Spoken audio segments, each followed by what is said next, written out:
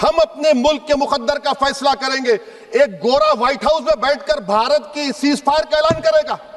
ये आपका नेशनलिज्म है? चेयरमैन साहिबा, मैं शुरुआत में अपनी तरफ से ताज़ियत पेश करना चाहूँगा उन 26 लोगों को जिनका नाम पूछकर और मुसलमान नहीं होने के नाते पर उनको गोली मारकर कत्ल कर दिया गया। मैं ताज़ियत पेश करना चाहूँगा मौलाना इकबाल को, जो पूंछ के मदरसुल ज़ियाउल उलूम के मुदर्रिस थे। उस 5 साला लड़की मरियम को, जिसको पाकिस्तान की शेलिंग में उसका पेट फट गया। मैं ताज़ियत पेश करना चाहूँगा मैडम ज़ैन अली और उर्वा फातिमा, इन दो जुड़वा भाई बहनों को जिनकी उम्र 14 साल थी। लांस नायक दिनेश कुमार को, BSF के सब इंस्पेक्टर मोहम्मद इम्तियाज़ को। मैं शुक्रिया अदा करना चाहूँगा कश्मीर की आवाम का कि उन्होंने पहलगाम के वाक़े के बाद मस्जिदों से ऐलान किया मजम्मत का, बग़ैर किसी के बोलने पर रोड पर निकलकर उन्होंने पाकिस्तान से आए हुए दहशतगर्दों की मजम्मत की। मैं मुबारकबाद देता हूँ हमारी मुसल्लह अफ़वाज को कि उन्होंने एक अजीम कुर्बानी पेश की और बहादुरी के साथ ऑपरेशन सिंदूर में भारत को कामयाबी दिलाई। मैं मुसल्लह अफ़वाज ने पहले 9 दहशतगर्द ठिकानों पर उनको निशाना बनाया और सबसे मेरी नज़र में जो दहशतगर्दी के दिल पर हमला हुआ वो भावलपुर का था और 6 एयरफील्ड, 3 हैंगर और 2 रनवेज को हमने तबाह किया। बाद में ऑपरेशन सिंदूर की कामयाबी की एक अहम वजह यह थी मैडम कि मुल्क में इत्तेहाद और इत्तेफाक पैदा हो गया था, एक यूफोरिया पैदा हो गया था, मगर अफसोस कि हुकूमत ने उसका फ़ायदा नहीं उठाया। मैं आज भी कह रहा हूँ, जिम्मेदारी के साथ कह रहा हूँ कि पाकिस्तानी फ़ौज, पाकिस्तान की ISI, पाकिस्तान का डीप स्टेट, उनका हयाती मकसद ये है कि हमेशा भारत को कमज़ोर किया जाए और अगर हमको इन ताकतों को कमज़ोर करना है तो देश में इत्तेहाद और इत्तेफाक को बरकरार रखना पड़ेगा। अगर हम बुलडोज़र के ज़रिए या फिर लिसानी जबर के ज़रिए या मजहबी फ़िरक़ा परस्ती के ज़रिए अक़लियतों को निशाना बनाएंगे तो हम खुदा ना खास्ता उन पड़ोसी मुल्क के दहशतगर्द तंजीमों को कहीं कामयाब ना हो जाए। मैडम, मैं आपके सामने ये भी कहना चाहूँगा कि इत्तेहाद और इत्तेफाक इस मुल्क में जब मजबूत होगा तो हमको बैनुल अक़वामी सतह पर दिखाने की ज़रूरत नहीं पड़ेगी। मैं आपकी तरफ से हुकूमत से चंद सवालात करना चाहूँगा कि वज़ीर आज़म ने कहा कि खून और पानी एक साथ नहीं बह सकते, आतंकवाद और बातचीत एक साथ नहीं हो सकती। तो मेरा सवाल आपके ज़रिए से वज़ीर आज़म और हुकूमत से ये है, फिर जिन इंसानों को बैसारा की वादी में मारा गया था, क्या आपका ज़मीर इस बात की इजाज़त देता है कि आप ट्रेड बंद कर दिए, पाकिस्तान का एयरक्राफ्ट हमारे एयर स्पेस में नहीं आ सकता, उनकी कश्ती हमारे पानी में नहीं आ सकती, ट्रेड खत्म हो चुका है डायरेक्ट इनडायरेक्टेड, आपका ज़मीर जिंदा क्यों नहीं है? किस सूरत से आप पाकिस्तान से क्रिकेट मैच खेलेंगे जब हम पानी नहीं दे रहे हैं? 80% पानी पाकिस्तान का हम रोक रहे हैं, ये कहकर के पानी और खून नहीं बहेगा, आप क्रिकेट मैच खेलेंगे? मैडम, मेरा ज़मीर तो गवारा नहीं करता कि मैं उस मैच को देखूंगा। क्या इस हुकूमत में इतनी हिम्मत है कि उन 25 मरने वालों को फोन करके कहे कि देखो हमने ऑपरेशन सिंदूर में बदला ले लिया, अब तुम पाकिस्तान का मैच देखो? बड़ी अफसोस की बात है मैडम। मैडम, अकाउंटेबिलिटी किस पर है? पहलगाम किसने किया?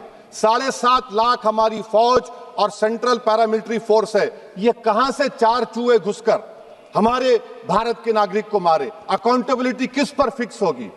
LG पर फिक्स होगी तो LG को बरतरफ करिए, IB पर आती है तो एक्शन लीजिए, पुलिस पर आती है तो एक्शन लीजिए, मगर आप ये समझ रहे हैं कि ऑपरेशन कर दिया और हम खामोश लोग भूल जाएंगे। अकाउंटेबिलिटी फिक्स करना पड़ेगा। मैडम, डिटरेंस आपकी क्या है? आपने सर्जिकल स्ट्राइक किया, आपने बालाकोट किया, फिर ये पहलगाम हुआ, तो आपकी डिटरेंस की पॉलिसी नाकाम साबित हुई, कश्मीर की पॉलिसी नाकाम साबित हुई, 370 हटा दिया आपने एक रियासत को UT बना दिया और उसके बावजूद भी दहशतगर्द वहां पर पहुंच गए। तो और अफसोस मुझे इस बात का होता है मैडम कि पाकिस्तान को हम जानते हैं, पाकिस्तान और इजराइल इस पूरी दुनिया में एक फेल्ड स्टेट है और पाकिस्तान के आर्मी चीफ को, जिससे हमारे स्ट्रेटेजिक रिलेशनशिप है, जिसको अपना दोस्त कहते हैं, उस देश का प्रेसिडेंट उस शख्स को बुलाकर खाना खिलाता है अपने साथ जिसके भाषण से हमारे लोग मारे गए थे। तो क्या आपकी खारजा पॉलिसी कामयाब हुई? आप देख लीजिए। अच्छा, हमारे देश में एक ऐसी तंजीम है जिसका वजूद नफरत की बुनियाद पर और मजहबी अज़वियत को फैलाने के लिए बनाया गया। उनको तकलीफ है सेकुलरिज्म से, सोशलिज्म से, मगर हमारे संविधान के प्रियम्बल में लफ्ज सॉवरेन है।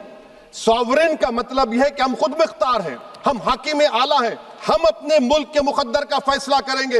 एक गोरा व्हाइट हाउस में बैठकर भारत की सीज फायर का ऐलान करेगा? ये आपका नेशनलिज्म है? अफसोस होता है मुझे सर। मैडम मैं आपसे पूछना चाह रहा हूं कि अगर एक चचा सैम ऐलान कर रहे हैं तो हमारी फौज पर क्या असर पड़ा होगा? हमारे उन पायलटों पर क्या असर पड़ेगा जो नहीं मालूम कितनी ऊपर आसमानों पर भारत की हिफाजत कर रहे हैं? वो नेवी का सिपाही जो समंदर में खड़ा हुआ है, उसको यह नहीं मालूम हो रहा है कि मेरा प्रधानमंत्री ऐलान नहीं किया, एक गोरे ने ऐलान किया। बड़ा ये आपके कैसा होगा ये? मैडम, मेरा सवाल हुकूमत से यह भी है कि हम कोई एडवर्सेरियल कंट्री नहीं है अमेरिका के लिए, हम दोस्त हैं, स्ट्रेटेजिक रिलेशनशिप है। क्या क्या एग्रीमेंट हमने साइन नहीं किया, तो क्या ये दोस्ती निभा रहे हैं? मैडम, मैं हिस्टोरिकल एग्जांपल दे रहा हूं। क्रुश्चेव और टीटो, क्रुश्चेव ने दबाव डाला, टीटो ने कहा मैं नहीं मानता, मैं नैम ज्वाइन करूंगा। मैडम, फ्रांस और यूएसए, डिगोल को जब यूएसए ने दबाव डाला तो डिगोल ने कहा कि तुम दोस्त हो मगर हमारी खारिजा पॉलिसी आजाद ना है। मैडम, वहीं पर आप देखिए गुजराल साहब, जिसको कहते सबसे कमजोर थे, वजीर आजम थे, उन्होंने बहादुरी का मजारा किया, रिफूलिंग करने नहीं दिया। वियतनाम 20 साल यूएसए लड़ा मगर झुका नहीं, और हम उनको बोल भी नहीं पा रहे, हम तो कोई दुश्मन मुल्क तो नहीं है अमेरिका के, ये आपको समझने की जरूरत है। और मैडम, यहां पर वजीर खारजा ने कहा वो चीन गए, डिप्टी चीफ ऑफ स्टाफ ने कहा कि चीन के इक्विपमेंट एक लाइव लैब था हमारे उनके लिए। क्या आपने कहा चीन को कि तुमने क्यों दिया पाकिस्तान को हथियार? आप नहीं कहे। और मैडम, आप जानते हैं कि रक्षा मंत्री ने कहा कि स्विफ्ट एंड प्रोपोर्शनेट, तो फिर जो इंडोनेशिया मिलिट्री अटैचे ने कहा कि हमको कहा गया मत मारो, हम सेल्फ डिफेंस में भी नहीं मार सकते थे पाकिस्तान को। और अगर आप ट्रंप के बयान को गलत कह रहे हैं कि 5 एयरक्राफ्ट नहीं गिरे, मैं यकीन करता हूं आपकी बात का।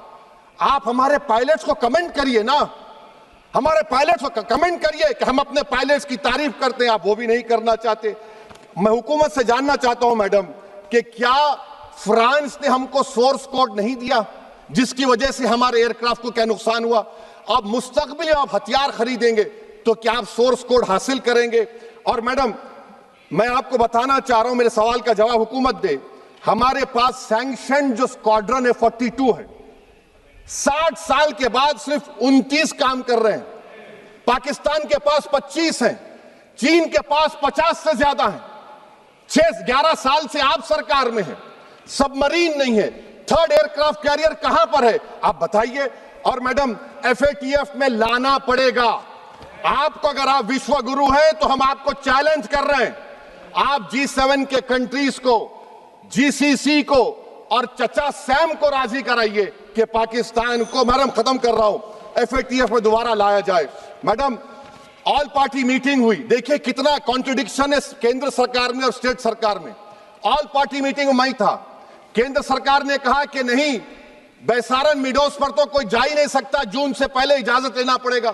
बाद में हमको मालूम हुआ कि साल भर खुला रहता मिडोस सिवाय बारिश और स्नो के। ये कॉन्ट्रडिक्शन है केंद्र सरकार में। वहां पे मैं हुकूमत से मुतालबा करता हूं मैडम आपके जरिए से कि कौमी सिक्योरिटी को, नेशनल सिक्योरिटी को, खारिजा पॉलिसी को, फॉरेन पॉलिसी को राजनीति का मुद्दा मत बनाइए, राजनीति का मुद्दा मत बनाइए। ये हमारे मुल्क में मुफाद होगा, हमारे मुल्क के इत्तेहाद और एकजुटती को आप एक वोट का जरिया मत बनाइए। और मैं एक आखिरी बात पूछ रहा हूं मैडम, क्या चीन ने हमसे कहा था कि सीज फायर कर लो? और कैसे पाकिस्तान ने हमारे पायलट्स की बातों को सुना कि हमारा कम्युनिकेशन एनक्रिप्ट नहीं है? मैडम, आखिर में मैं अपने शेर से इस अपनी बात को खत्म करूंगा कि अपने ही हाथों से सर अपना कटाना है हमें, मादर हिंद पे भेंट चढ़ाना है हमें। किस तरह मरते हैं एहरारे वतन भारत पर, यह तमाशा है जो दुनिया को दिखाना है हमें। ये मैं भारत की उस बहादुर फौज के नाम पे करता हूं, मुसल्लह फौज के नाम पे करता हूं। ये शेर कहने वाला कोई बीजेपी का नहीं था, ये शेर कहने वाले का नाम शेर था, शहीद अशफाकुल्लाह। मैं फिर से हुकूमत से कह रहा हूं, पाकिस्तान टेररिज्म करेगा, आप तैयार हो जाइए। आप चीन से मोहब्बत, कितना इम्बैलेंस हुआ ट्रेड का, कितना इम्बैलेंस हो रहा है चीन से। अच्छा, जब गलवान हुआ उस वक्त भी ट्रंप ने कहा था कि मैं बात करूंगा, हमने कहा नहीं बात करेंगे, जरूरत नहीं है। आज ट्रंप हमारे से पहले बोलता है इज्जत नफ्स भी कोई चीज होती है।